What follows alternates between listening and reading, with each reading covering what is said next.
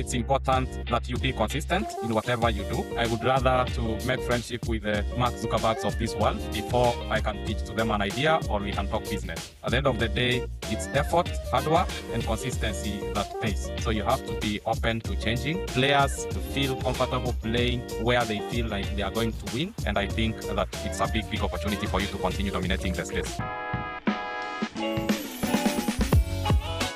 Hi, everyone, and welcome to another episode of Pitch Marathon Podcast, the show where we meet innovators from the iGaming world and hear their stories straight from the source. Jeremiah from iGaming Africa and Afrika Group is here with us today to share his insights. Jeremiah, let's kick things off with an introduction about yourself and your current organizations. Yeah, so thank you so much, Maria, for the opportunity to be speaking at the Pitch Marathon 2026. My name is Jeremiah Maangi. I'm the Chief Executive Officer at iGaming Africa, which falls under a group of companies called Afrika Group. And under these brands, we have iGaming Consult Africa, we have iGaming Africa Summit 2026. So I'll tell you briefly about this brand. So iGaming Consult Africa is one of our brands that supports companies that want to explore operating in African markets, that is to be specific in the gaming space. And as well, iGaming Africa Summit 2026 is another of our brands, which of course is an event that will be happening in Nairobi, Kenya between the 4th and 6th of May 2026. An opportunity for operators to be exposed to high technologically advanced gaming solutions from companies like 18Peaches. And therefore, it's a very, very important event in our calendar. And iGaming Africa, which is, of course, the brand that I lead as the CEO, is a publishing and media platform whereby we are the leading platform in the African industry when it comes to distributing content and information that concerns the African B2B and B2C gaming industry. So looking forward to be part of this session and of course, welcoming all the listeners who are joining us live today. Amazing. That gives us a great context. Now let's zoom in on one of your flagship initiatives. What makes the iGaming Africa Summit different from other similar events in your region? Yeah, so thank you so much for that question. This event is a very, very unique event of its kind. We are working around the clock to ensure that clients, of course, number one, are gonna get value for their time, effort, and resources that they will put into the summit. To answer your question on what makes our event unique, I'll say that number one, we have this as the first ever event within the gaming industry in Africa to offer delegates a free entry ticket. So this, of course, will guarantee limited access to various areas within the expo. However, if you need full experience of the entire exhibition, conference, etc., you will need to upgrade your ticket and get one of the paid tickets. However, we are ensuring that there is inclusivity by having this free entry ticket that will give you at least some form of access to the summit. So we wanted to do something different whereby we give companies a big exhibition space so that they can put up stands and show the delegates or those attending what the companies are actually offering. So it is a very, very special event because it gives these companies an opportunity to showcase their products on the floor plan. And again, we are hosting this event in Nairobi, Kenya. You know very well that Kenya is blessed in the sense that it's one of the few countries across Africa that has limited or very few restrictions on visas. So we have zero limitations or requirements for visas for so many countries or guests that are traveling from around the world. So all that you need is to book your flight, book your hotel, and you have access to Nairobi very, very easily. It's only very few countries that do not have that privilege. Unlike other countries across Africa, whereby you are limited and it is a requirement that you must have a visa for you to access those countries. Again, before I move from Nairobi, I like to mention that Kenya itself has been very, very friendly to those who want to run gaming operations in the sense that right now, most of the taxes have actually gone down.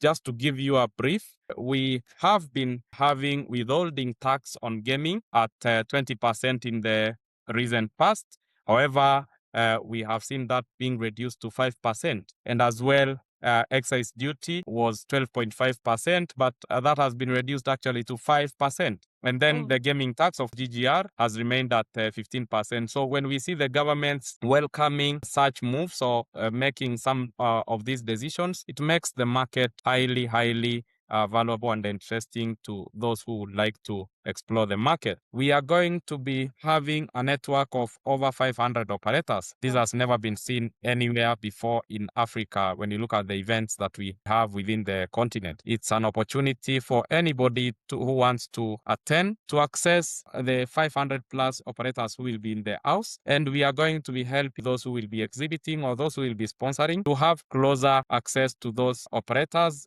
through side networking events, etc. Another thing is that iGaming Africa has over the years grown organically. What I mean by this is that when the decision to create iGaming Africa came up, it's because we saw an opportunity whereby there were events happening in the industry, there were people operating in the ecosystem, but when you talk about how you can access them easily, it was limiting because we didn't have a community where you can come and access all of them at one place. And therefore, we decided to form iGaming Africa, which is a publishing platform. However, on this other end, it has a community, and that made it a very special. Now we have around 2,000 plus members within the community channel that is on Telegram, and they are interacting amongst each other from day to day. And to make it even more interesting, we saw the need of having the event so that all these people now can meet physically and interact in a physical setup. So by you being part of this event,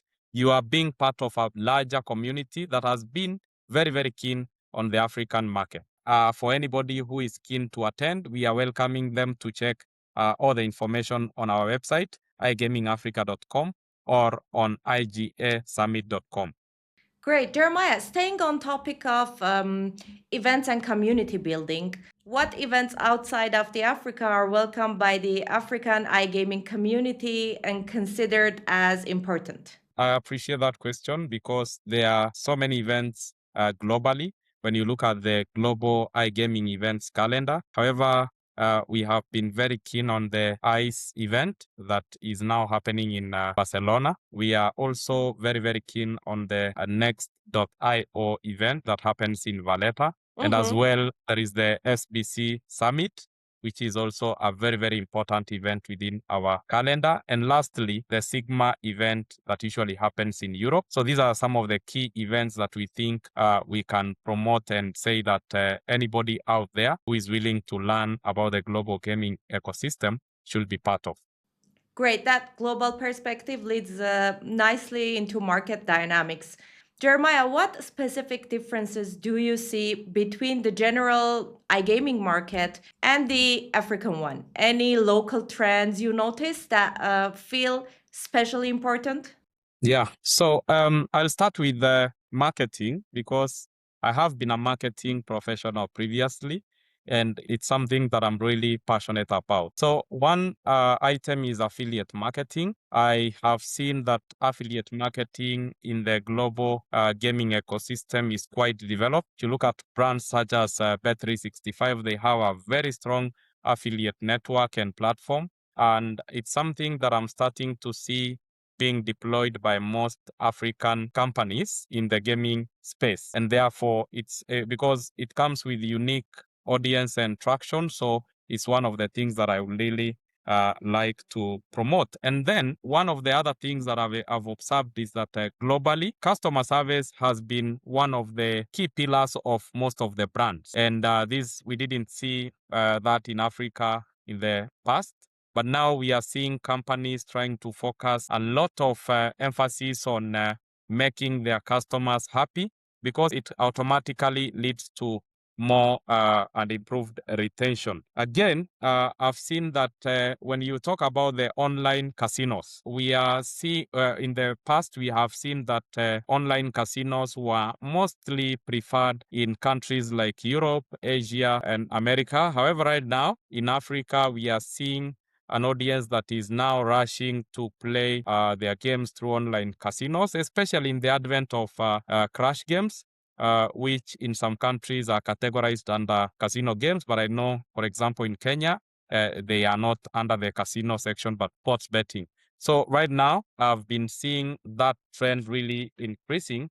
And as well, when it comes to regulation, there is something I've noticed globally is that when you go to countries in Europe, for example, they are very, very strict on regulation just to prevent those who have ill intentions or want to run illegal operations within their countries. And with the help of technology, I'm sure it is working for them. So when you come to Africa, the reason why this was not working is because the technologies were not there to support this. However, now we are seeing central monitoring systems that are being developed by technology companies. And these are helping regulators to ensure that there is high levels of compliance. And one good example is in South Africa, where the market is now the number one market which is properly regulated. And we are seeing other markets in Africa trying to copy the example of South Africa so that everybody who comes in is properly scrutinized to ensure that you're protecting the players.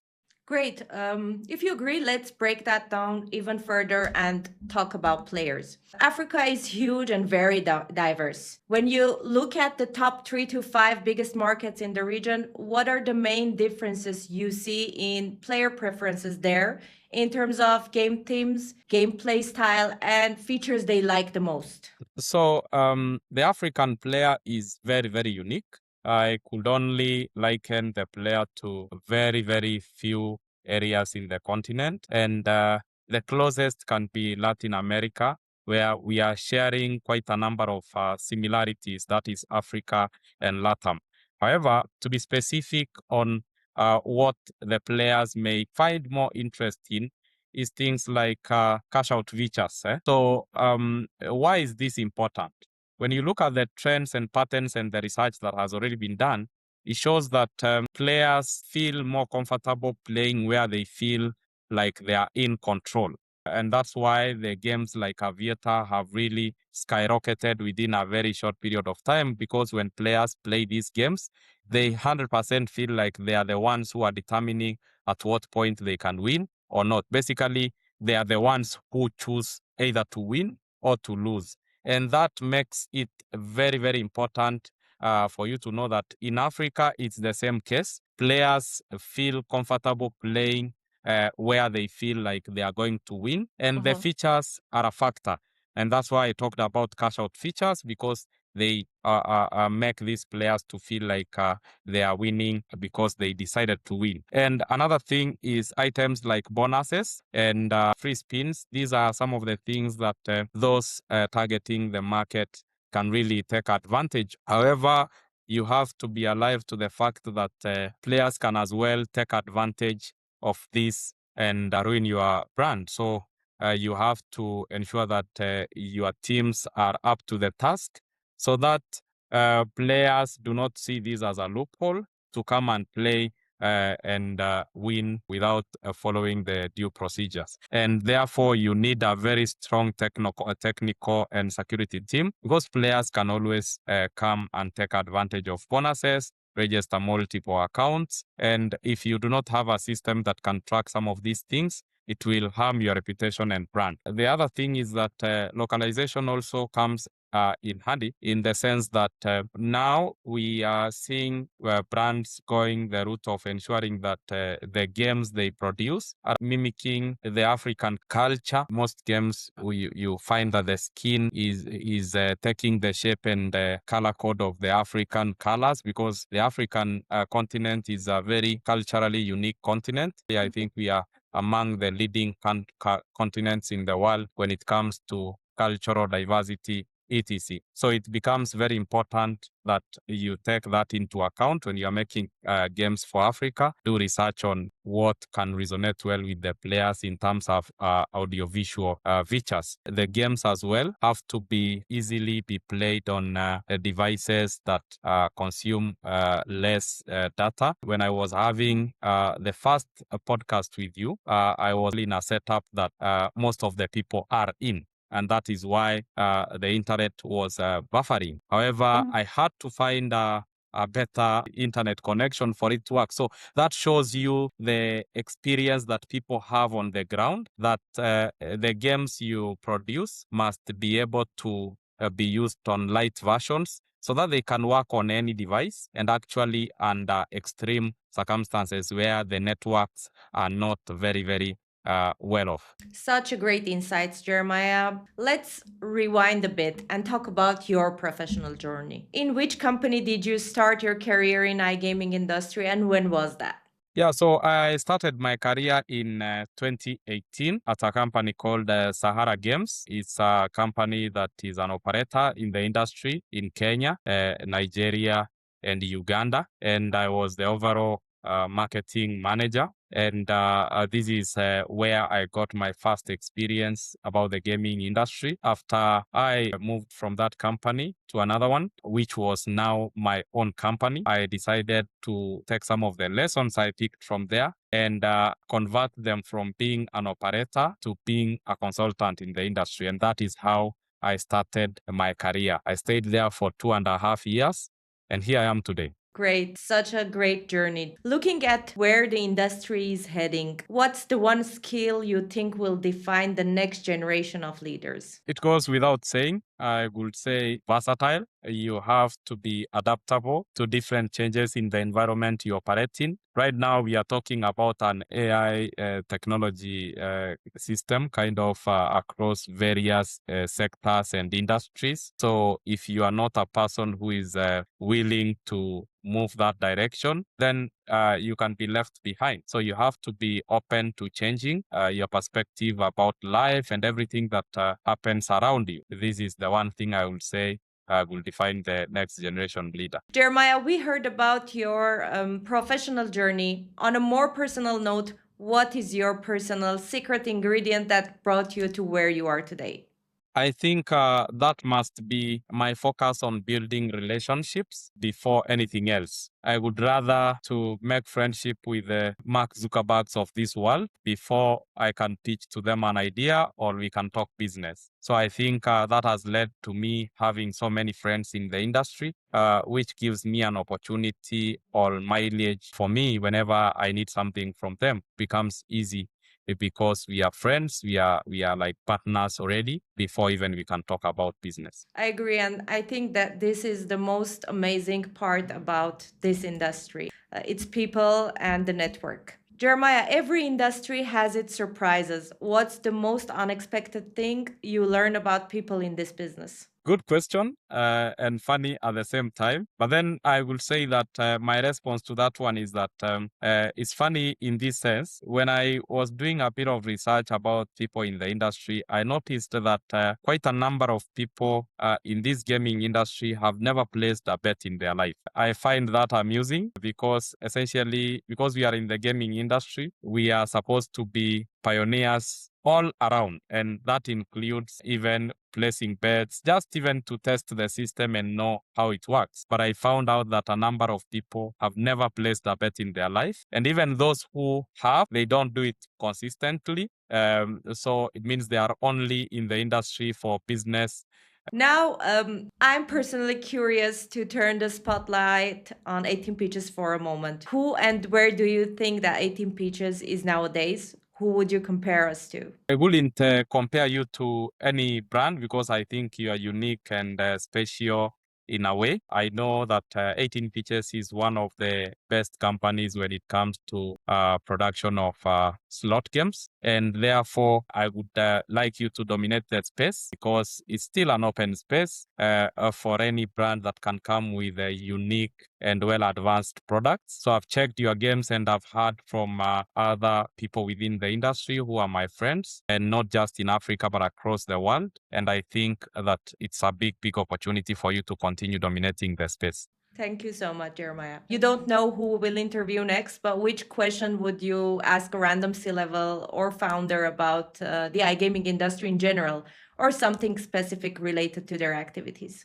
Yeah, a very interesting question I would like to pose to them would be, are they open to diversify to other markets? Because I know some people have a specific strategy to focus on gaming, but specifically the CEOs taking the in the 18Peaches marathon, I'll be keen to want to know whether they are open to exploring other markets. And speaking of continuing the chain, this one was passed to you, Jeremiah, by our previous guest. With the level of responsibility you carry, what habits or daily routines helps you to stay grounded?